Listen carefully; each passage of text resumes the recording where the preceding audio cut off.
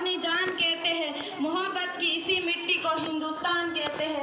मोहब्बत की इसी मिट्टी को हिंदुस्तान कहते हैं। जो दुनिया में सुनाई दे उसे कहते हैं खामोशी, जो आंखों में दिखाई दे उसे तूफान कहते हैं। जो ये दीवार का सुराख है साहब, जो ये दीवार का सुराख है, चाइना अमेरिका पाकिस्तान साजिशों का हिस्सा है, मगर हम इसे अपने घर का रोशनदान कहते हैं।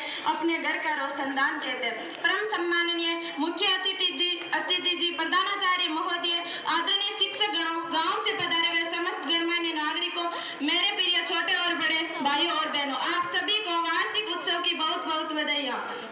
मैं ज्योति चौहान क्लास 11 से वार्षिक उत्सव के इस पवित्र उपलक्ष्य पर अपने कुछ विचार आप सभी के साथ साझा करना चाहूंगी।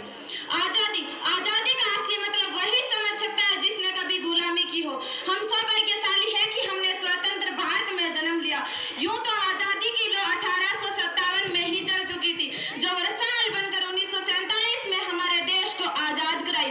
प्राचीन, मध्यकालीन और वर्तमान भारत के उदाहरणों से स्पष्ट करना चाहूंगी कि जब हम फिरंगियों के फेरे में फंस गए थे तो रंग दे बसंती चोला की एक आवाज पर टोलों के टोले उमड़ आते थे और उनके वंदे मातरम के नारों से खून में आने वाला 5-5 डिग्री का तूफान अंग्रेजी शासकों की जड़ों में तूफान ला देता था। लोग मर जाते थे, मिट जाते थे, फांसी चढ़ जाते थे, तो वो भी अपनी देशभक्ति साबित कर रहे होते थे।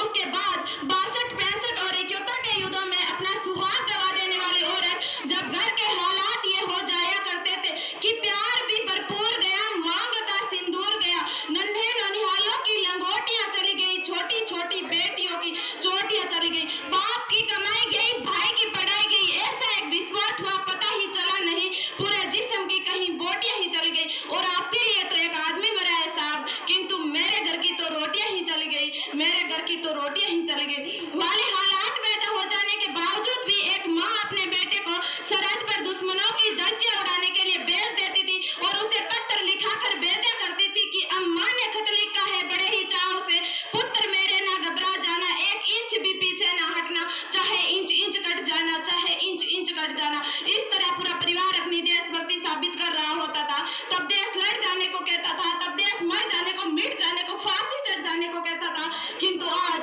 देश लड़ जाने को नहीं कहता, आज देश मर जाने को, मिट जाने को, फांसी चढ़ जाने को नहीं कहता, बल्कि मेरे विचारों में यदि कोई व्यक्ति अपना काम पूरी ईमानदारी, पूरी मेहनत और पूरी लगन से करे ना, तो वही सबसे बड़ा देशभक्त है। मैं नहीं मानती फेसबुक और व्हाट्सएप की डिप्पी को 3 रंग में रंगना ही देशभक्ति है। और यदि आप कहेंगे कि साल में 2 बार हाथ में तिरंगा ले लेना देशभक्ति है, तो मैं पूछना चाहूंगी कि फुटपाथ में रहने वाला वो बच्चा ट्रैफिक की छांव में नंगे पांव में जब तिरंगा बेच रहा होता है, तो क्या इसे आप उसकी देशभक्ति कहेंगे?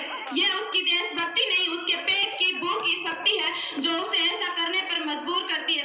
क्योंकि ना मस्जिद को जानते हैं, ना शिवालयों को जानते हैं। जो पेट के भूखे होते हैं ना, वो सिर्फ भोजन के निवालों को जानते हैं, वो सिर्फ भोजन के निवालों को जानते हैं।